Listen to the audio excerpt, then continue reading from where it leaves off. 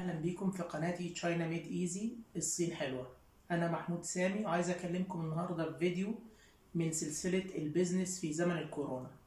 احنا عايزين نحول الوقت اللي احنا فيه ده وفي الظروف اللي احنا فيها من تهديد إلى فرصة، من تهديد إن احنا مش عارفين نلاقي مصدر دخل والأمور صعبة، إلى فرصة إن احنا نتحول للبيزنس اللي ماشي دلوقتي واللي ليه المستقبل كله، وهو البيزنس الأونلاين.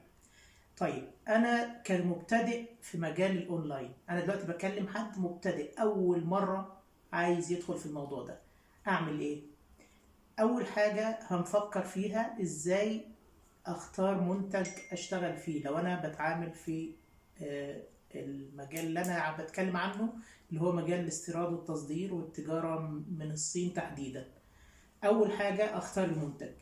أعمل إيه عشان أختار المنتج المناسب ليا كمبتدئ؟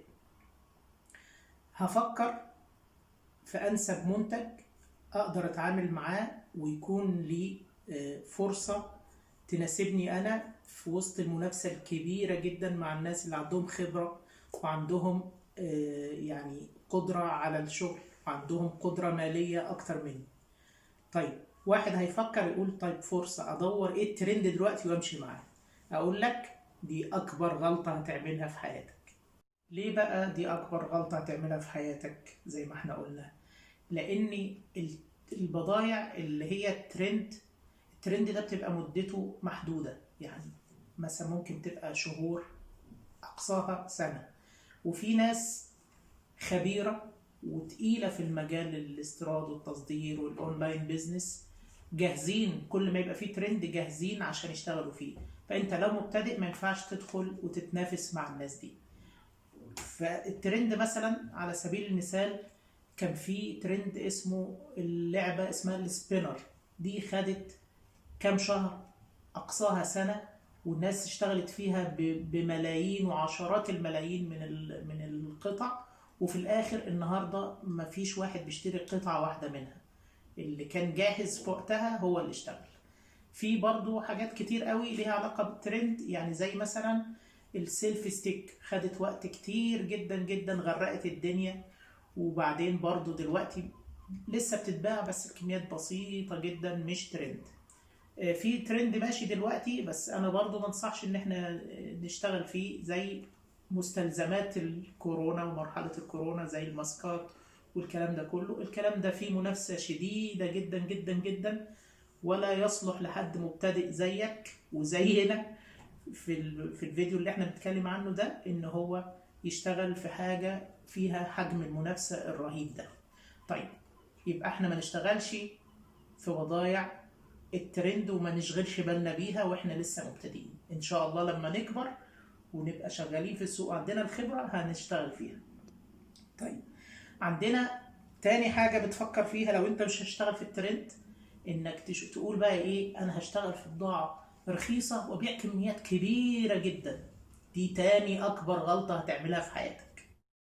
البضائع الرخيصة زي المناديل الورقية مثلا، أو الحفاظات، أو الأكواب الورقية اللي بتستخدم في المشروبات السخنة أو كده، دي منتجات استهلاكها كبير جدا فعلا وفيها حجم مبيعات كبير، لكن دي لا تصلح في مجال الاستيراد والتصدير، وخصوصا لو انت مبتدئ.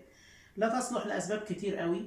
أولا إنه اللي ماشي دلوقتي إن الحاجات اللي حجمها كبير وسعرها رخيص دي تبقى تكلفة الشحن فيها رهيبة جدا وغالية، فأغلبها بيصنع محليا في دولة الاستهلاك، فدي لا تصلح لمجال الاستيراد والتصدير. ولو في دولة تكلفة التصنيع فيها والعمالة غالية وبيستوردوا فعلا من الصين، فبرضو دول ناس بيبقوا شغالين في حجم كبير وعندهم خبرة وعندهم أسواق، فأنت كمبتدئ مش هتقدر تنافسهم. يبقى احنا هنلغي كمان من تفكيرنا الحاجة التانية أو الاختيار التاني، اللي هو البضائع الرخيصة اللي فيها حجم مبيعات كبير. طيب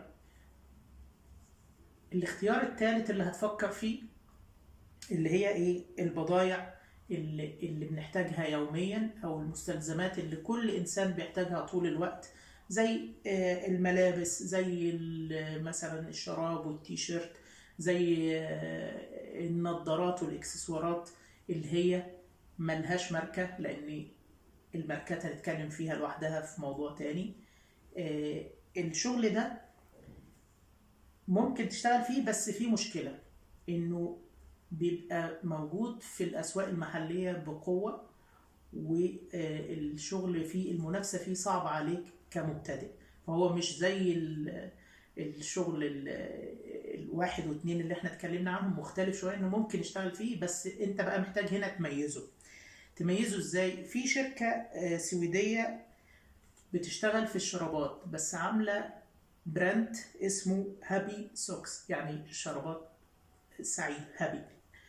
فدول بيميزوا الشغل الشراب بتاعهم عن اي شرابات موجودة في الدولة. ازاي؟ بيعملوا تصميمات خاصة وبيعملوا اشكال مختلفة عن اللي موجود. فانت لو هتشتغل في المجال المنتجات الاحتياجات اليومية دي، لازم تبقى متميز، ما تشتغلش في بضاعة عادية. ففي الحالة دي تقدر انت كمبتدئ تشتغل فيها، وإن كان برضه مش هي أحسن حاجة أنا بنصح بيها، لكن نقدر نقول معقول. طيب، رقم 4 معانا شغل بقى إيه؟ الماركات. أنا عايز أشتغل في بضاعة ليها ماركة. الموضوع ده فيه صعوبة رهيبة جدا، إن كل الماركات حتى لو كانت ماركات صينية، حتى لو كان تليفون هواوي أو أوبو أو أي ماركة صيني أو ماركات أخرى، ده ليه شبكة موزعين وليه وكلاء وليه نظام تسويق خاص بيه موجود في كل دولة. أنت كشخص مبتدئ صعب تدخل تنافس الوكيل نفسه، وهو مش مسموح لك أصلا إنك أنت تستوردها. يعني أنت لو عايز تروح تجيب ماركة موبايل صيني وتبيعها في بلدك، مش هيبيعوها لك، او هيبيعوها لك بسعر القطاعي العادي جدا، لانهم بيدوا السعر الجملة للموزعين والوكلاء فقط.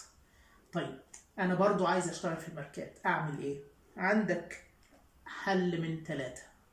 الحل الاولاني انك انت تدور بقى على ماركة ملهاش وكلاء وموزعين في بلدك. في الحالة دي تقدر تشتغل في شغل براندات وتاخد انت التوكيل وتشتغل.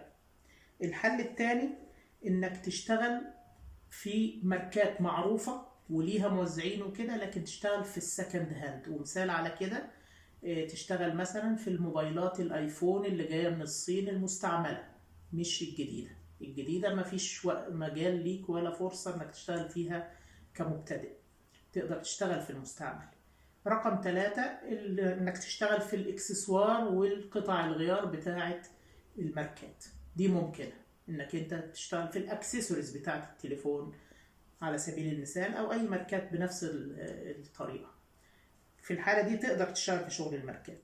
الخلاصة، لو انت مبتدئ في شغل الاونلاين بيزنس، انا بنصحك بايه؟ هنصحك بافضل طريقة انا شايفها انك تشتغل بيها اونلاين، واللي معمول بيها الناس الخبراء في الاونلاين والمواقع الكبيرة، الناس بتشتغل عليها بالطريقة دي، اللي هي اختيار تخصص دقيق جدا اللي هم بيسموه نيتش.